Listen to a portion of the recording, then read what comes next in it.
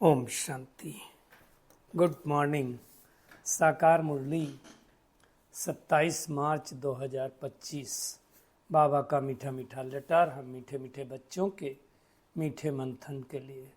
मंथन शुरू करने से पहले सदगुरु बाप दादा की शांति भरी किरणों के नीचे बैठ जाते हैं और अनुभव करते हैं कि मैं शांत स्वरूप आत्मा हूँ, शांति के सागर की संतान हूँ। आज की साकार मुरली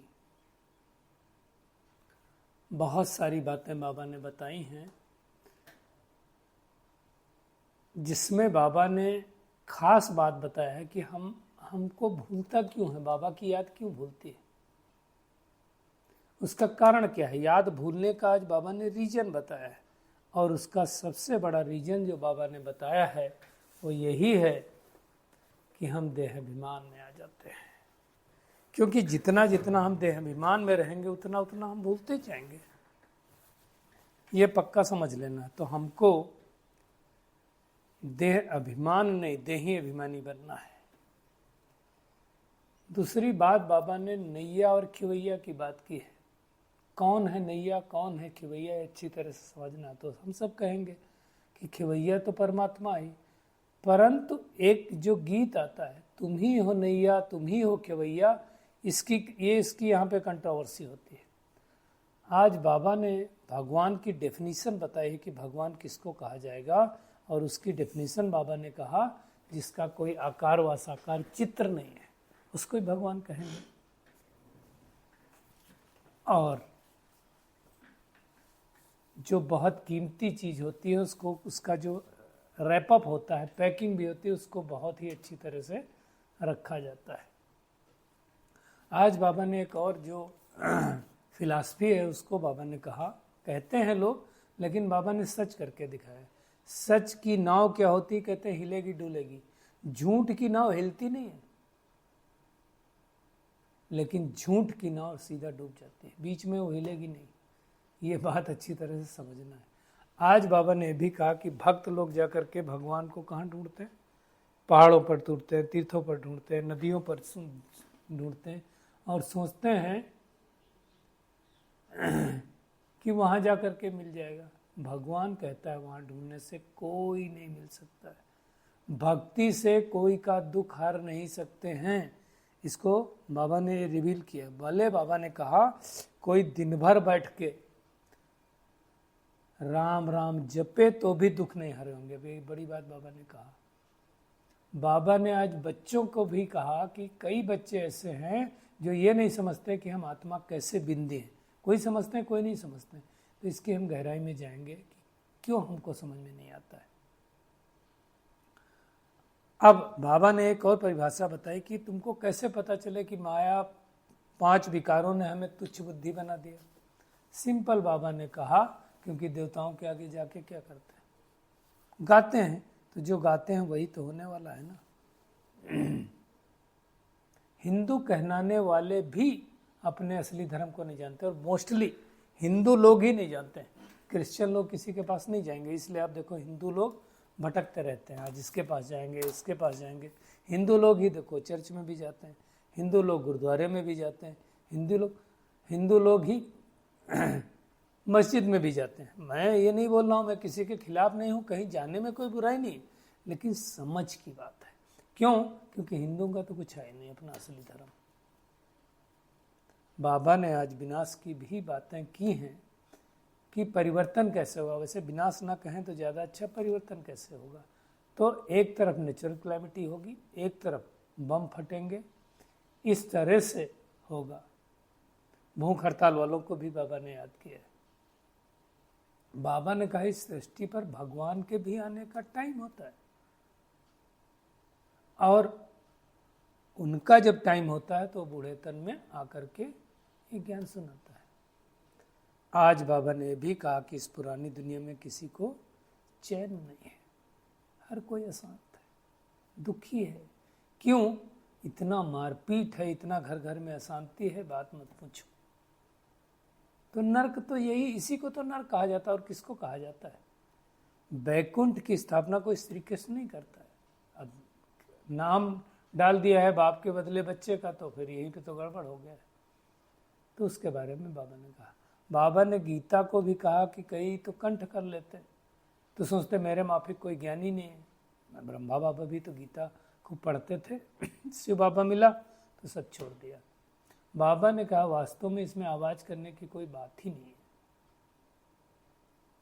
और एक बात कही, बच्चों से जब कोई काम ठीक नहीं होता तो बाबा कहते तुम तो जैसे भक्त हो।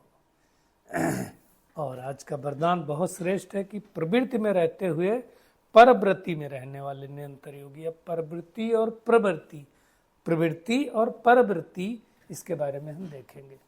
और बुद्धि की महीनता और आत्मा का हल्कापन होना चाहिए अगर ब्राह्मण जीवन की यही पर्सनालिटी है। हम शुरुआत करेंगे कि कैसे हम इधर उधर भटके। इस पुरानी दुनिया में क्यों सुख चैन नहीं है? आप देखो, इस पुरानी दुनिया में देखो, घर घर में अशांति है, घर घर में मारपीट है। आप वंडरफुल लग रहा है न्यूज़, अगर आप कभी कभी देख भी लो तो न्यूज़ पे यही सब रहता है। कहीं तो बच्चा माँ बाप भाई बहन का मर्डर कर रहा है, कहीं तो माँ इतना अपने उसमें ये मशगूल हो गई है सोशल मीडिया में कि उसको ये नहीं पता रहा है कि मैं बच्चे के साथ क्या कर रहा हूँ। कल तो मेरे को बड़ा आश्चर्य हुआ, ऑफिशियल ग्रुप है एक, उस पर मतलब लोगों ने डाला होगा तो मैंने सोचा ऐसे कुछ होगा। अब आप सोचो, एक माँ सोशल मीडिया के चक्कर में क्या अपने बच्चे के साथ ऐसा कर सकती है? बताते हैं वो चैन खींचती गई जब तक बच्चे ने शरीर नहीं छोड़ दिया। ये क्या बात है? कैसी दुनिया हो गई है? किस तरह की हम सृष्टि बना रहे हैं? सोचो। अब ये छोटी बात नहीं है, बहुत बड़ी बात है। इससे हमको यह पता चल सकता है दुनिया की गिरावट कैसे हो चुकी है। अभी थोड़े दिन पहले ही सुना था कि कैसे कैसे लोग क्या क्या कर रहे हैं। तो ये बहुत बड़ी सृष्टि में परिवर्तन देखना को मिल रहा है। अब आप देखो, ये 10 साल 15 साल पहले इतना नहीं था, अभी क्यों हो गया? उसका कारण क्या है? अब देखो 1969 में बाबा ने मुरली में डाला था कि घर घर में अशांति है, मारपीट है। यही तो अशांति है, ये आत्माएं क्यों ऐसा कर रही है? तो उसको समझना पड़ेगा, उसकी गहराई में जाना पड़ेगा कि क्यों हो रहा है। इसका सीधा सीधा एक ही रीजन है कि हर आत्मा की बैटरी क्या हो गई? डिस्चार्ज हो गई है। डिस्चार्ज बैटरी हो गई है तो वो अपनी बैटरी को चार्ज करने के लिए जो यत्न अपना रही है, वो यत्न क्या अपना रही? तो आजकल मेजोरिटी लोग क्या कर रहे हैं? खाने में या तो सुख ढूंढ रहे हैं, या तो सोशल मीडिया पर कुछ देखने में सुख ढूंढ रहे हैं, या तो विकारों में सुख ढूंढ रहे हैं, किसी के साथ में सुख ढूंढ रहे हैं, बाहर घूमने में सुख ढूंढ रहे हैं। लेकिन अब सुख शांति कहाँ है? वहां से मिलेगा नहीं, क्योंकि उसमें है नहीं। आप देख लो, कोई आप गैजेट खरीद लो, कुछ ले लो, उसमें सुख शांति तो होता नहीं। कोई संबंध ले लो, उसमें क्यों नहीं मिल रहा है? क्योंकि सामने वाले आत्मा की भी बैटरी डिस्चार्ज है, तो वहां भी नहीं मिल रहा है। विकारों से भी नहीं मिलता है, विकारों में जाने के बाद भी दुख ही मिल रहा है। तो कहाँ से मिले सुख चैन? तो क्या कर रहे हैं लोग? फिर खाने में ढूंढ रहे हैं। अब खा खा करके, अब आप देखो आज इतना ओबेसिटी क्यों बढ़ा हुआ है, मोटापा इतना ज़्यादा क्यों बढ़ा हुआ है? उसका कारण है कि हम खाने में सुख ढूंढ रहे हैं। खाने में अगर सुख ढूंढेंगे तो हम खाते रहेंगे। जब अच्छा खाना मिलेगा तो मेरा मूड ठीक रहेगा, अच्छा नहीं मिलेगा तो मेरा मूड ठीक नहीं रहेगा। इसलिए कहते हैं जब मन में ड्राई होता है तो फ्राई खाने का मन करता है, तला भुना खाने का मन करता है। तो ये सारी चीजें क्यों हो रहा है? कारण एक ही है, बैटरी डिस्चार्ज। बीमारियां अनेक, कारण एक, उसमें ढूंढ रहे हैं। नहीं मिला तो सोशल मीडिया में ढूंढ रहे हैं। हम जितनी देर देखते हैं हमारा मन डाइवर्ट होता है। हम ये नहीं कहेंगे डाइवर्ट नहीं होता है, मन उसमें चला गया, बुद्धि उसमें चली गई, तब क्या होगा? तब उतनी देर हमको अच्छा लगा। इसका ये मतलब नहीं हुआ कि हमारी बैटरी चार्ज हुई। बैटरी तो डिस्चार्ज ही हुई। आपके दांत में दर्द हो, आप एक काम करो, मैच देखो या कोई सीरियल देखो या कोई मूवी देखो, मैं गारंटी के साथ बोलता हूँ 3 घंटे तक दर्द नहीं होगा। अब 3 घंटे तक दर्द नहीं हुआ, इसका मतलब क्या हो गया? दांत का डीके ठीक हो गया क्या? दांत का डीके होना नहीं रुका, हमारा मन का डाइवर्जन हो गया, इसलिए वो पेन फील नहीं हो रहा है। तो डीके तो रुका नहीं। इसलिए बाबा कहता है किसी भी विनाशी चीज में कोई सुख नहीं है। घर में रहो, बाबा नहीं कहता घर बार छोड़ो, लेकिन क्या करो, बुद्धि से मुझे याद करो, बच्चों को संभालो, सब कुछ करो, घर नहीं छोड़ना है। क्या करना है? अपने घर को, परमात्मा को और स्वर्ग को याद करना है। घर छोड़ देंगे तो आपके बच्चों की संभाल कौन करेगा? तो ये अच्छी तरह से समझना। और सुख ना ही कोई भौतिक साधन में है, ना किसी संबंध में, मिल नहीं सकता, क्योंकि है नहीं। आत्मा खुद सुख स्वरूप है, शांत स्वरूप है, लेकिन बैटरी हो गई डिस्चार्ज, इसलिए घर घर में दुख अशांति हो रही। हर घर के आप कहानी देख लो, सास की बहू से नहीं बनती, पति की पत्नी से नहीं बनती, भाई की बहन से नहीं बनती। क्यों नहीं बन रही? क्योंकि सबकी बैटरी डिस्चार्ज हो चुकी है। अब हमें वो एक बनना है जो खुद की भी बैटरी चार्ज करनी है और दूसरे की भी चार्ज करनी है। हमको अपने घर का शक्ति स्तंभ बनना है। मुझे किसी के आगे हाथ नहीं फैलाना है, मुझे शक्तिशाली बन करके दूसरों को देना है। ये मेहनत कौन कर पाएगा? जिसे याद रहेगा कि ये परमात्मा इस सृष्टि पर आया हुआ है, जिसे याद रहेगा मैं आत्मा हूं, परमात्मा की संतान हूं। ऐसे नहीं बाबा कह रहा है तुम बच्चों में भी कोई में कोई और कोई में कोटों में कोई हमको समझता है। सब नहीं समझते हैं। बाबा के पास कई ऐसे बच्चे हैं, सेंटेंस ध्यान दीजिएगा, जो ये भी नहीं समझते कि हम आत्मा कैसे बिंदी हैं। कोई तो अच्छी रीति समझते हैं। क्या मैं आत्मा बिंदी नहीं समझ पा रहा हूँ क्या? बिंदी की समझ का मतलब क्या है? समझ का मतलब ये नहीं कि खाली स्वरूप को समझना। समझ का मतलब है मैं आत्मा बिंदी हूं तो कैसी हूं? इतनी छोटी बिंदी हूं तो सामने वाले को भी बिंदी दिखाई देती कि नहीं दिखाई देती? दिखाई मतलब इन आंखों से नहीं दिखाई देगा, समझ के आधार पर। तो चीजों को समझेंगे नहीं तो नहीं होगा। परमात्मा बिंदी है तो कैसे है?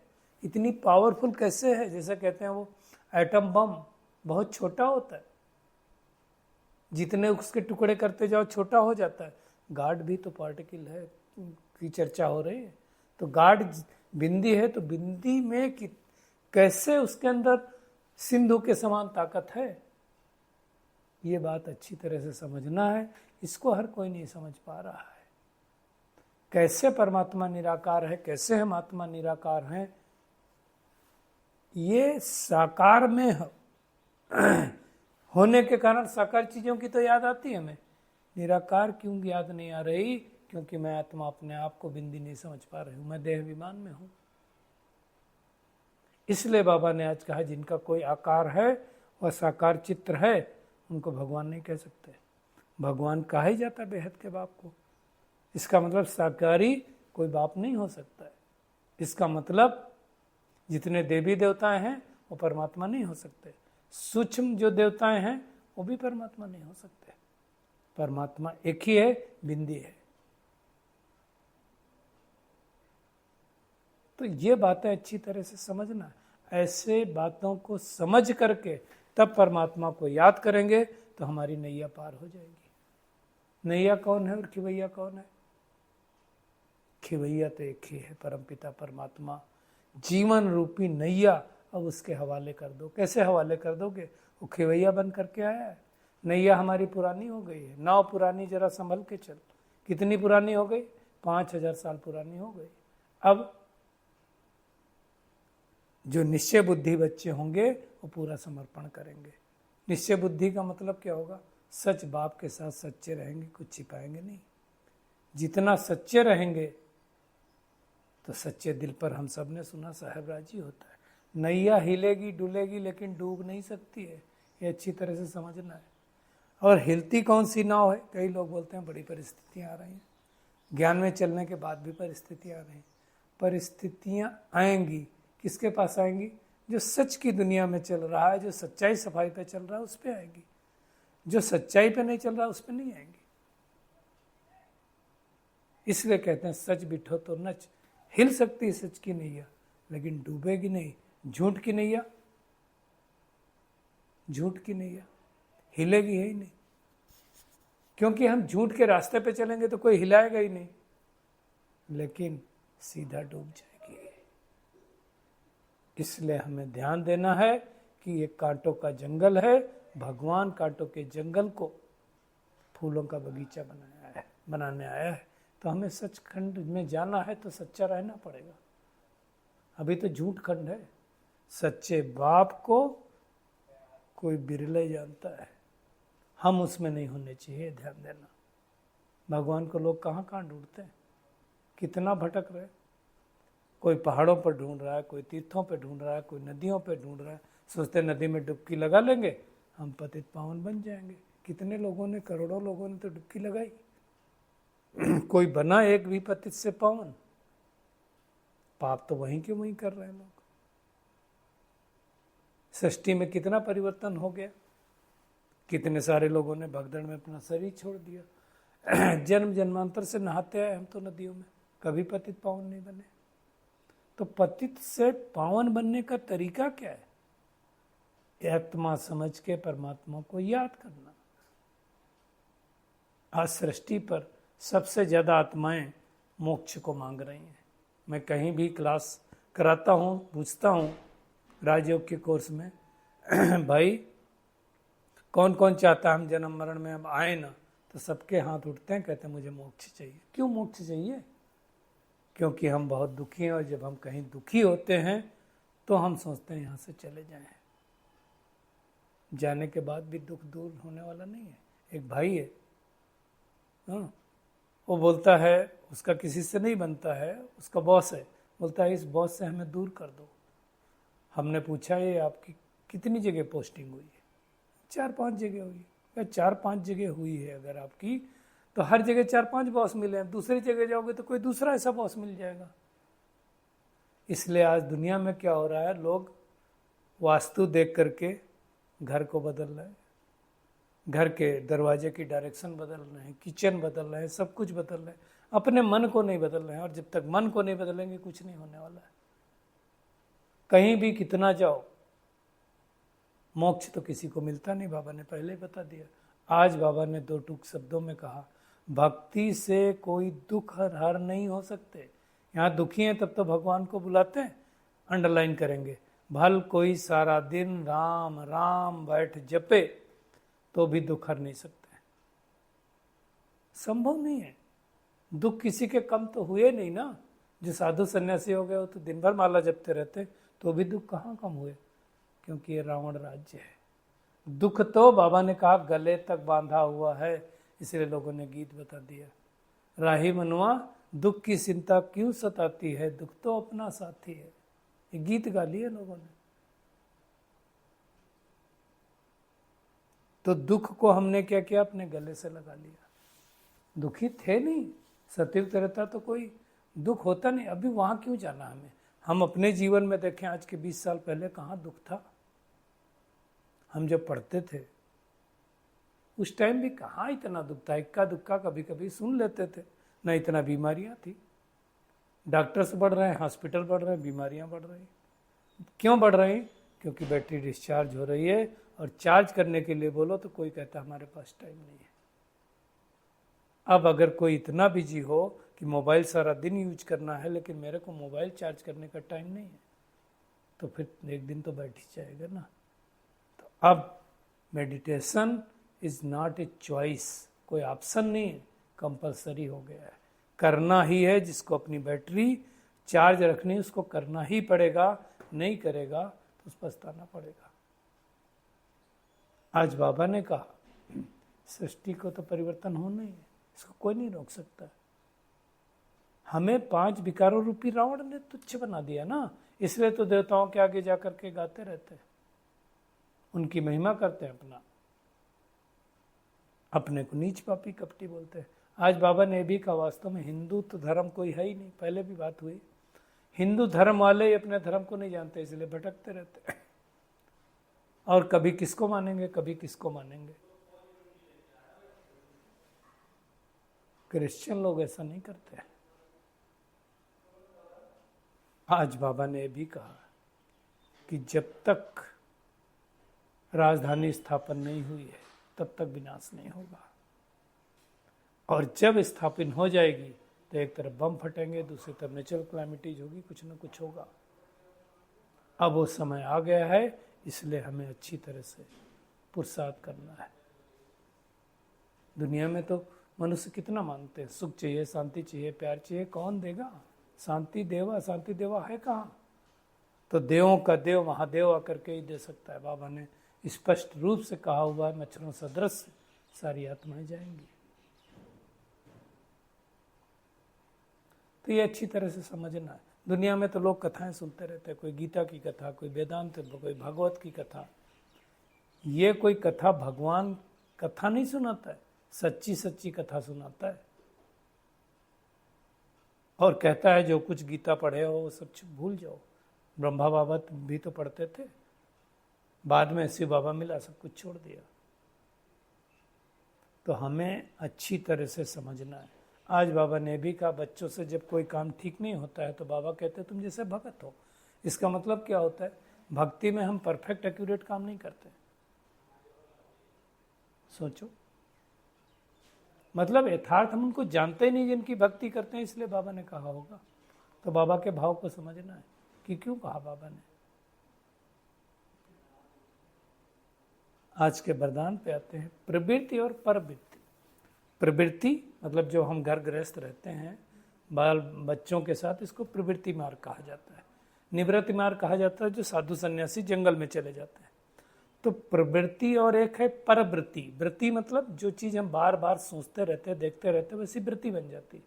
तो परवृत्ति, प्रवृत्ति में रहना, रहते परवृत्ति में रहना। पर मतलब क्या हो गया?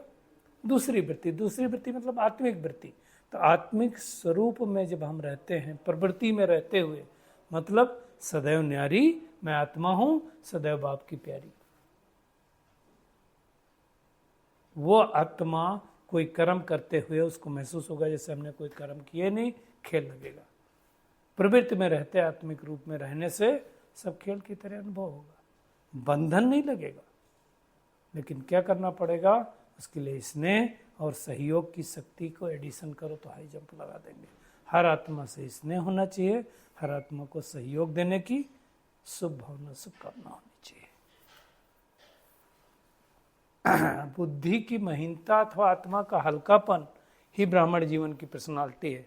देखिए, हम ज्ञान में चल रहे हैं, योग लगा रहे हैं, अगर हम धीरे धीरे हल्के हो रहे हैं, बुद्धि हमारी सूक्ष्म हो रही है, डिवाइन हो रही है, तो समझ जाने का हमारा डायरेक्शन ठीक है, खुशी बढ़ रही है। देखो, दवाई ले रहे हैं तो बीमारी तो ठीक होनी ही चाहिए। आज के अव्यक्त इशारा में बाबा ने कहा कि हिम्मतें शक्तियां मददे सर्वशक्तिमान। हिम्मत का एक कदम रखो। शेरनियां कभी किसी से डरती नहीं, निर्भय होती हैं। तो ये नहीं डर रहे कि पता नहीं क्या होगा। अगर सत्यता की शक्ति के स्वरूप होकर नशे से बोलोगे, कई लोग ज्ञान सुनाते भी तो भी नशा नहीं रहता है कि हम अलमाइटी गवर्नमेंट के अनुचर हैं। डरे वो लोग।